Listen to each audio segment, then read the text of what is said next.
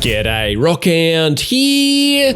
In this video, I'm going to take you through 85 tips that you can use in the finals right away. Some of these tips you might already know, but I guarantee some are brand new to you because I discovered them in the process of making this video. I reckon many of them you'll add to your gameplay from now on, and some, like number 79 for instance, I reckon are pure gold. If you want to jump to a particular tip, I've put timestamps below for each one, and in many places I've grouped similar tips together. Anyhow, without further ado, let's dive into it. Let's kick things off by clarifying something I've seen other tips videos not fully explain. These explosive canisters are great for busting buildings and doing a bit of damage to players. There are actually 3 techniques for throwing these, and when to use which of the 3 is all about angles. Firstly, if you are standing square onto a building, you can just plain throw them and they'll explode on impact. This technique won't work though if you're standing at a bit of an angle, because the canister will bounce off and explode far away from where you intended. At medium angles like this, you're best to aim the canister, then melee it, which makes it more fragile as well as sending it on its way. It'll then always explode on impact. Lastly, if you're aiming at a player out in the open, or if you're aiming almost parallel to the wall where even a meleeed canister will bounce off, you need to use the regrab technique. Throw the canister, then quickly regrab it. This starts a 2-second delay in the canister exploding. You then need to time your throw based on that delay. I usually use the melee method because it works in the majority of situations, and you also don't have a live explosive canister in your hand to worry about. If you know you can hit a player with an explosive canister directly, like if you sneak up behind them and they're not moving for instance, the best technique is the direct throw, because it will explode on impact, do the most damage, and you don't have to get the timing right. Also, the melee technique actually gives the canister a slight random spread, so you can end up missing if you use that method. One odd thing I discovered about the melee technique is that if you're aiming downwards, it doesn't seem to work well because the canister almost always spins off randomly. So use either the direct throw or regrab technique when trying to hit unsuspecting opponents from above. Fire will not set off an explosive canister. You need to throw them or shoot them. If you shoot the main cylinder of the canister, when they explode will depend on the weapon you're using, but it's usually between 2 and 4 shots before they explode. Sometimes this will cause them to fly off, so they're a bit unreliable. If you hit the valve of the canister, they will always fly off and explode elsewhere. Now, you might have heard of an ICBM already, but I'm going to show you some extra tricks with them. If you haven't heard of an ICBM, it's the name for attaching explosives to an explosive canister and sending it off for a greater impact. And there are actually 2 types of ICBM that each behave differently. Type 1 is with mines attached. If you attach mines, the canister will travel pretty slowly because of the weight of the mines, and it will explode pretty close to you. These are especially good for getting a large amount of toxic gas into a location like a cashout that's near you. ICBM Type 2 is to attach C4, and this is my favorite for 2 reasons. Firstly, you can detonate it while airborne to do a lot of damage to buildings. Secondly, there's a trick about these that almost no one knows. If you just let the explosive canister explode by itself, it will actually leave the intact C4 behind, allowing you to set it off much later, catching your opponents by surprise. Sneaky, huh? Toxic gas canisters. If you melee them and then throw them or shoot them once, they have a 15-second delay before exploding, which is great if you want to leave the area and have it set off a while later.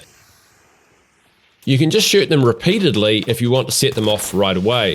For an even longer delay on a toxic gas canister, use a pyro grenade, as this will act like a 25-second fuse. It will burn like a normal pyro, then you'll see the gas canister stays alight for a little while, then goes out, then it explodes. And because the flame is gone, the gas doesn't get ignited. If you melee a toxic gas canister and it hits a player, it will explode immediately. If you miss, shoot it to explode it instead. Toxic gas can be removed by igniting it with the flamethrower or pyro grenades, so it's really a necessity to have pyro of some type as part of your team's loadout. You can potentially get away with using flammable canisters to ignite the gas instead, but they only do it when they explode. They won't do it if they have a flame and roll through the gas. Toxic gas does more damage than fire, but it's good to have both in your loadout because opponents will probably choose gas a lot of the time and you need the pyro to get rid of it. Flammable canisters. If you just throw them, they will explode after 5 seconds. If you melee them first, it does not change the time, except if you melee them 4 times, then they will explode while you're holding them.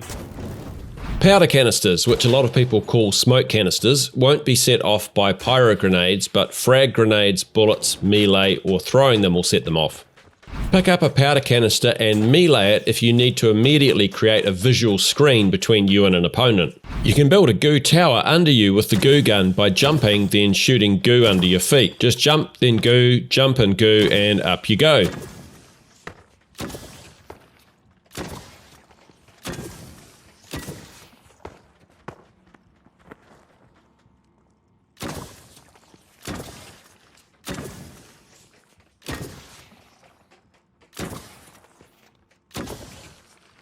The height of the Goo Tower is limited because the goo at the base will start to collapse after you get a couple of building levels up. Goo can be used to traverse between building gaps.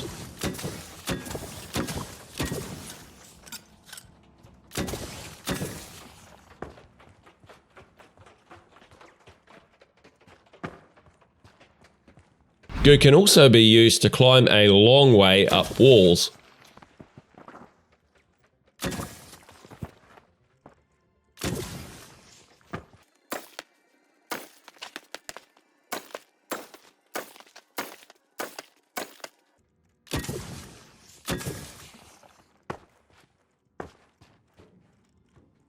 You can use the goo gun to move things around, including the cashbox and cashout stations. Just aim right next to the object you want to move.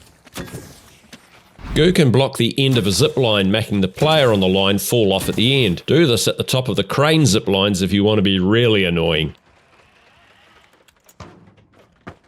You can burn goo to remove it, and it takes 6 seconds to burn away.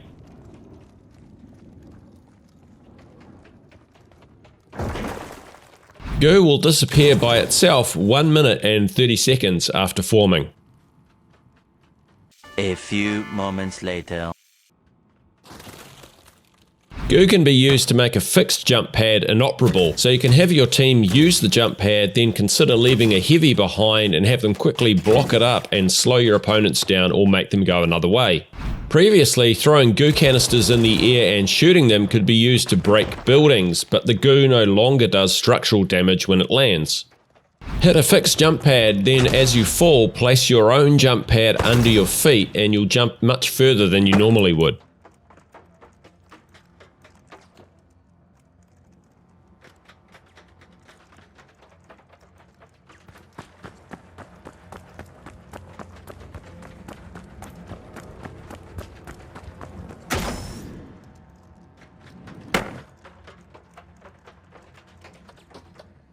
Place your own jump pad next to an in-game one, and other players are likely to hit your pad and not make the gap between buildings.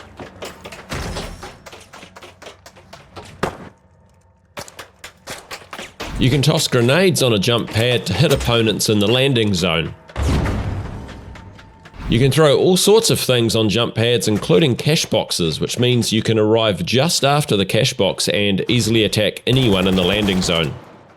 Place a barrier in front of a jump pad to delay your opponents, or they might not even see where the jump pad is. If you hit crouch while sprinting, you can slide into a jump pad and gain extra distance.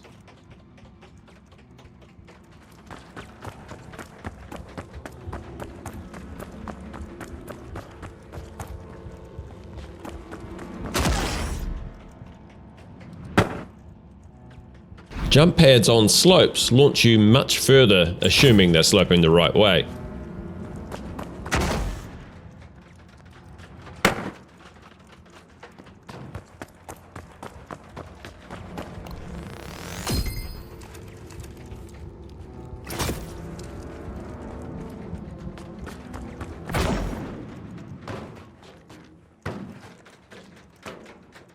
Light builds can use their grapple to speed into a jump pad to jump much further.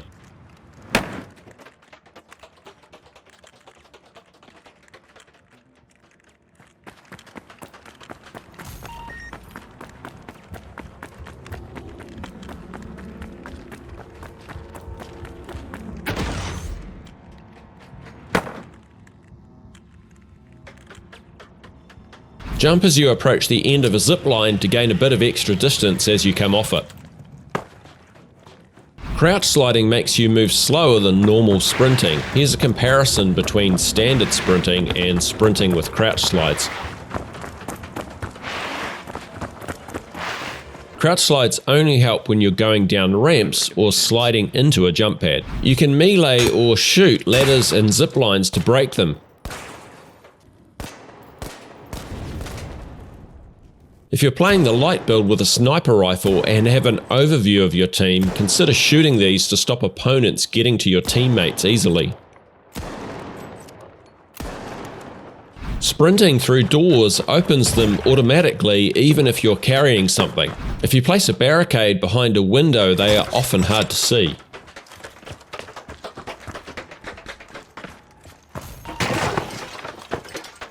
You can right-click the light build sword while still cloaked, getting a more damaging first strike in without the opponent seeing you. Recoil patterns when aiming down sight are the same for every gun every time, so learn them. If you place an item like a breaching charge in the wrong place a little above you and can't reach it, you can jump up to initiate picking it up, and that action usually won't stop when you drop back down. This also applies to stealing at the cash out as well. As a light build, you can grapple up to high ceilings or walls and place a breaching charge on that location.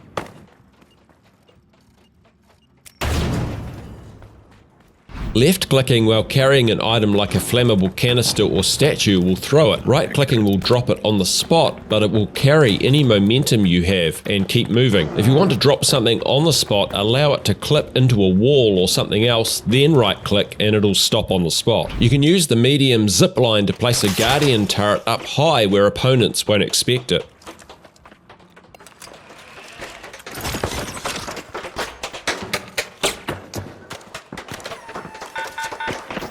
You can climb up onto a turret to give you an unexpected height advantage or to access a higher level. You can spam the jump button to mantle onto a ledge or window while mid-air. This is handy if you want to try and get through a window that wouldn't normally be a usual entry point. The medium's healing beam can overheat, so don't use it non-stop for prolonged periods. You can see its heat status here.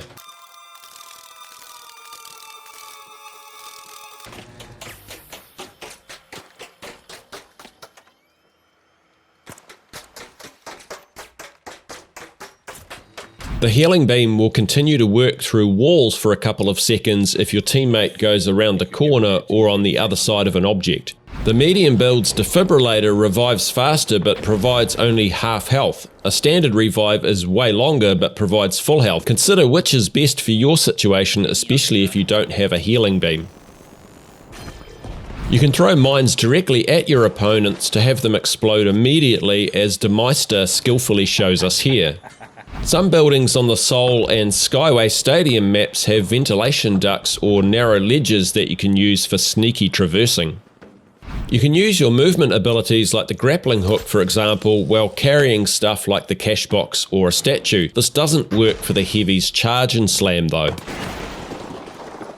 Guardian turrets have a 90-degree scanning arc, so account for that when you place them. Goo on a turret stops it from working and can also make for a novel fairground ride.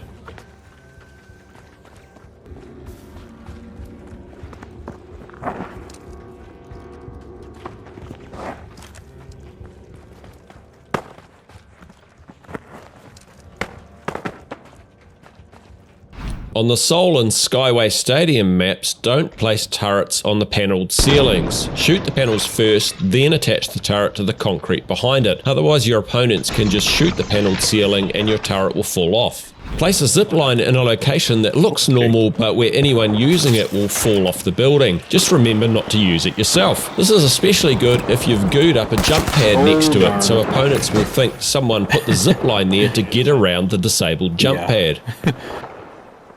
Well, you accomplished your goal. Someone else did use it. Yeah. Buildings collapse with pretty normal physics, so take out more than half of its base and it will fall over.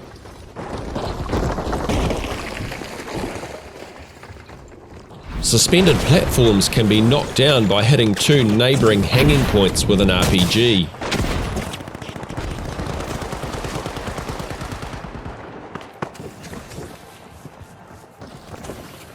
Put a jump pad down.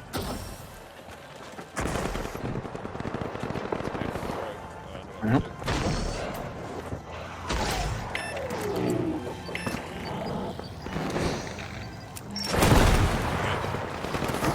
Killed one.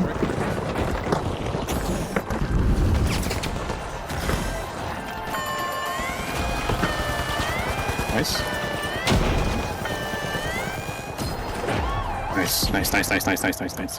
You can throw the cash box into the cash out. As long as it touches any part of it, it will go in. Crouching slightly extends your force grab distance. Sprinting while throwing an object will make it go a bit further.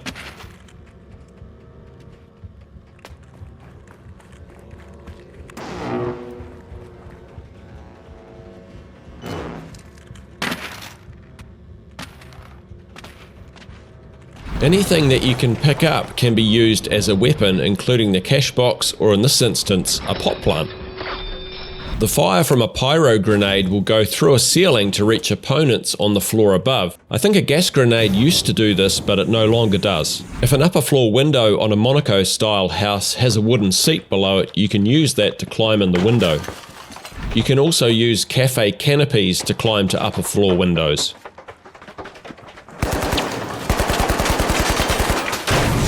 Right-click the sledgehammer to break walls and ceilings more effectively. Medium and light builds can fit through these low ventilation grates. Heavy builds just have to make some renovations instead.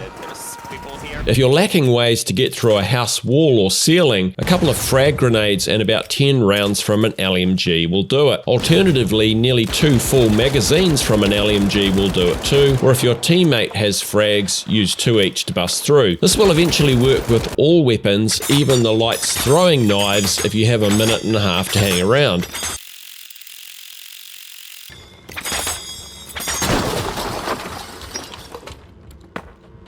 Individual lights can be shot out to make a room darker, although it seems it takes a second or two for the light to disappear when you shoot these portable floor lights. Exit signs can also be shot out so your opponents won't know where to go should an emergency occur.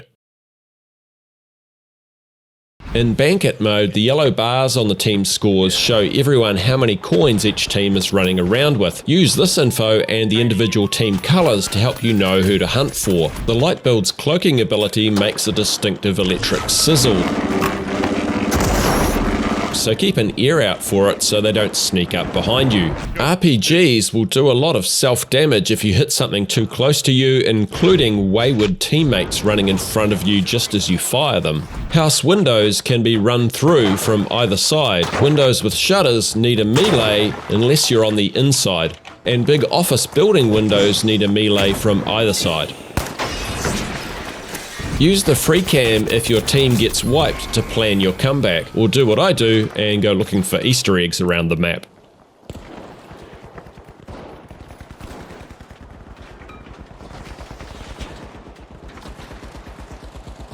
Note the map's variation in the top right corner when the game is starting. This will give you time to think about possible strategies that your team should use. As a heavy, you can use a shield while you're ziplining, so if you're being followed, go last on the zipline, turn around and provide protection to your teammates, or if there are enemies at the other end of the zipline, go first and do the same thing. One of my favourite new tricks is to place barricades around the cash box or cash out and put C4 on the inside of the barricades. Opponents will just think that the barricades will for your defense and won't expect it to be a trap. They'll also be looking for mines on the ground and not at the barricades. They're on it. Nice. If you're the last member of your team crossing a bridge on the Seoul or Skyway Stadium maps, hit the button to raise the bridge because there's a good chance it will delay some of your opponents. And if you have to run back that way, at least you know it's likely to be up, so you can take that into account. When using the zipline on the crane on the Seoul map, you can attach to the right-hand side of the crane, allowing you to jump off easily partway up. When your opponents are fighting each other on the other side of the map, shoot down the hanging canisters near them to damage them or at least delay or distract them a bit. Sometimes jump pads will get put in places that are designed to make you step on them or knock you off a zipline. There's a simple solution for this: shoot them.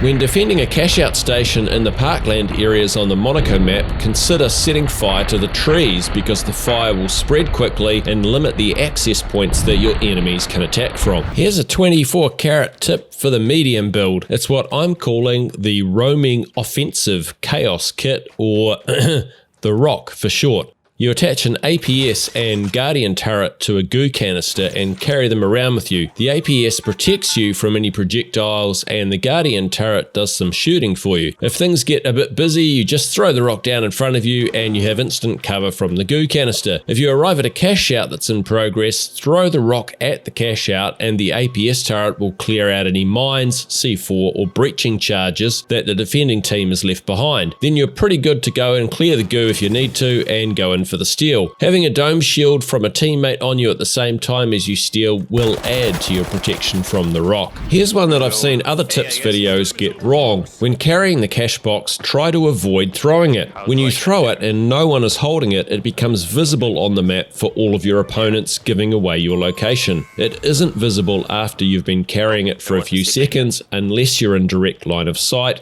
so hold on to it as much as you can. Use your reserve loadout and keep it quite different to your starting loadout. Like a sport, if things aren't working, consider changing weapons and gadgets up to try a different approach. You can do this during any respawn on a casual match, but only between rounds in the ranked tournament. Remember that the finals only has 2 teams, so you might want to take that into account when you're selecting your loadout for that round. If you hear a teammate attempting a steal, get in close to try and protect them. They are now the most important player on your team to keep alive. No. Did I get it? No. Dang it. If you want to grapple straight through a window, aim just below the window like I'm showing here. Defend or attack from above when you can. The old school advantages in combat never get old. Some locations like this area on the Las Vegas map allow for your entire team to be hidden just above your cash out. Never give up and never surrender. You only need 6 seconds to make a steal that wins the match, even if you think you don't have a chance with a minute to go. I went into overtime. Frick. Oh, my bad. I'm just kidding. True. Get that what? Oh no, you've got to steal. We have to steal. No choice. Ah, fuck. It won't cash out otherwise. Yeah, I'm just touching it for the 1,000.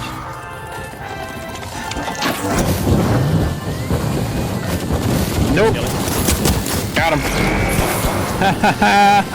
Oh, dang it. I'm trying.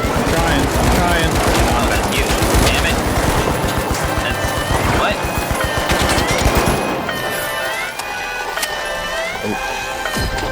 Oh my god, you got it. Wow. Wow.